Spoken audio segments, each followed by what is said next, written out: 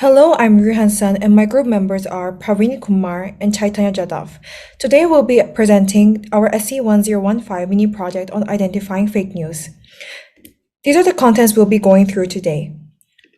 Fake news has been around for many years, but with the explosion of the internet and social media, it is getting harder and harder to know what can and can't be believed. Fake news not only affects individuals on a small scale, but on a larger scale as well. For example, it can put public health and national security at risk. Hence, it is paramount to identify fake news to prevent potential dangers. Our goal is to leverage machine learning to help the public identify fake news before making decisions and spreading it to others. Firstly, we'll be using a dataset provided by Kaggle, but before we move on to exploratory data analysis, we'll be cleaning the data to help us ensure our outcomes are reliable. We first dropped irrelevant columns such as text, subject, and date, since our goal is to identify fake news only based on the title. Then we filtered out irrelevant words and names of news and podcast outlets as these were common in both datasets, and they will not be able to help us distinguish if it is real or fake. Now that our dataset is ready, we'll be moving on to exploring the data.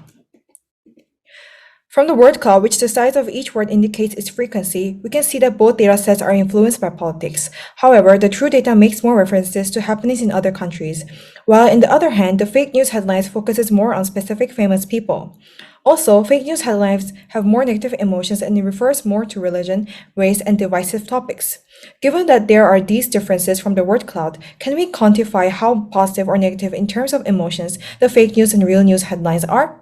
The answer is yes, and this can be done by sentiment analysis. Sentiment analysis is a natural language processing technique which looks at the emotion expressed in a text. We'll first look at polarity scores, which shows how positive or negative the opinion is, and it ranges from -1 to 1, where 1 is very positive, 0 is neutral, and -1 is very negative. We can observe that fake news headlines are more polar as the data is more spread out compared to the true data, where the vast majority of the data is concentrated in the middle. By looking at the polarity scores, we can conclude that fake news headlines have more polarity. We then looked at subjectivity scores, which shows how subjective the opinion is. Subjectivity scores ranges from 0 to 1, 0 being very objective and 1 being very subjective. The above graph shows that the subjectivity scores for the true data and the fake data are largely objective.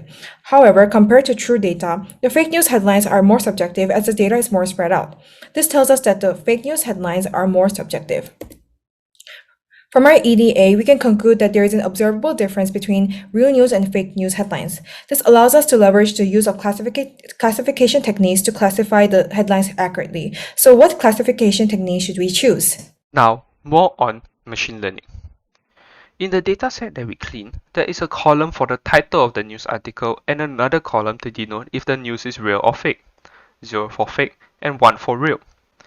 Initially, we weren't sure which model to use, machine learning or deep learning. So we used both and chose the one that gave us a higher accuracy. Under machine learning, we chose the random forestry classifier, as this is a classic classification problem, and the LSTM model for deep learning. This is the step-by-step process for the random forestry classifier. We use lemmatization to simplify repeated words, like has became HA. And we also use TF-IDF vectorization to convert the titles into vectors. We then inputted this data into the random forestry classifier model, and the accuracy score that we got was 51%. Wow, that's high! But let's see if the LSTM model can actually do better. We use word2vec to convert words into vectors with tokenizer and paired sequences to truncate the sequences into a 2D numpy array. We then inputted this data into the LSTM model and ran it for 9 epochs. In the end, the accuracy of the LSTM model was 91%. Since the LSTM accuracy was higher, we decided to use it in the evaluation. Now, more on the evaluation. So now that we have trained our model, how do we evaluate it? This is the methodology we're using.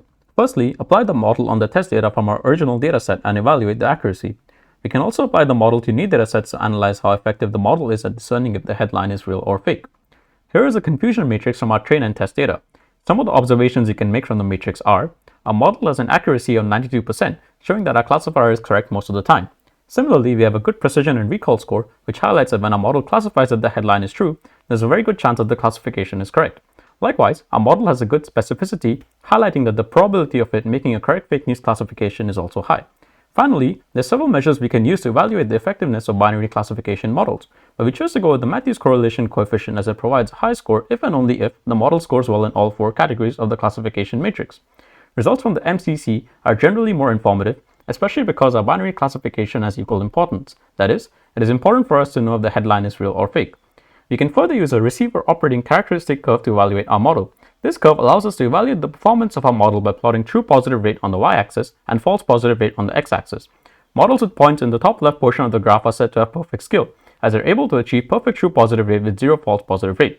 With this in mind, we can see from the plot that our model has good skill in predicting with a high true positive rate and a low false positive rate. So now that we've established that our model works well in the test dataset, can we apply the same model to other fake news and real news datasets? For this, I decided to use a dataset on Kaggle with articles from The Onion, a well-known satire website. This dataset also contains headlines that sound like satire but are not. This is a very good test for our model because it requires a lot of nuanced understanding of language to obtain the correct results. On the other hand, we're also using a dataset of fake news data from a GitHub repository containing data used in a linguistic research paper. When we run our model through these datasets, what do we find? Some interesting results. With the Onion dataset, our model was quite accurately able to classify satire articles, but when it came to the other side, non-satire articles, it struggled with giving them the correct classification. So seeing this dichotomy of results put the idea in my head that our model is very capable of classifying fake news, but not so much able to classify if the news is real. In order to explore this hypothesis, I ran the model through more datasets. Running the model through a dataset of BuzzFeed articles, I got similar findings. The model is quite capable when it comes to classifying fake news headlines, but struggled when it came to real news. And to be completely sure, I ran the model through one last dataset. The final check on an archive of headlines from ABC News shows similar results. Our hypothesis is validated. But can we explain why the model performs in this manner? To answer this question, I decided to look at some of the false positives and false negatives that had been generated from the data. Here are some examples of the false positives. Looking at these headlines, we can see that there's a clear trend in how language is employed. The tone of the headlines are factual, and there's no inflammatory language that is used in them. As a result, the model classifies them as being true because the only way it can further evaluate these statements are by checking the facts in the headlines themselves, which LSTM models are currently unable to do. This raises the question, are false negatives misclassified due to a similar reason? So here is a list of some false negatives. There are similar trends here. These headlines have negative connotations and refer more to negative emotions and inflammatory topics like politics. Therefore, our model, which is trained to associate these with fake news, wrongly classifies them, as again, it is unable to evaluate the facts in the headline. So why does our model find it so difficult to classify real news? The first reason could be that our original dataset was heavily biased towards news that was political in nature, as you could see from the word cloud. This means that the model could be unable to handle other types of text data, and given the variety of text in the data that we provided, this could explain the problems that we face. Secondly, the characteristics of fake news remain the same across all genres, so it can be easier for the model to classify these headlines due to the choice of words and sentence structure. On the other hand, real news data have many different headline formats, so our models may not be developed enough to distinguish between them.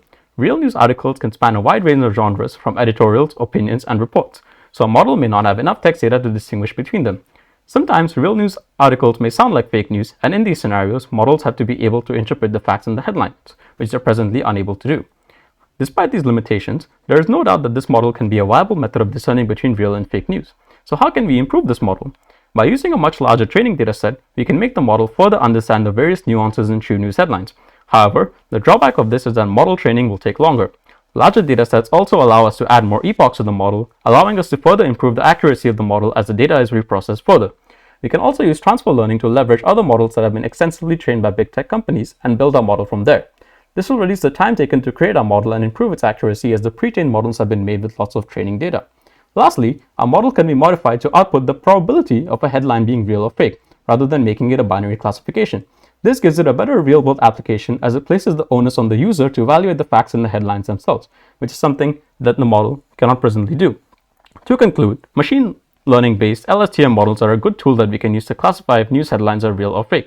Our model has good performance in identifying fake news, and with additional training and data, we'll also be able to accurately classify real news. Here are some of the references that we have used while making this mini project. Thank you for listening to our presentation.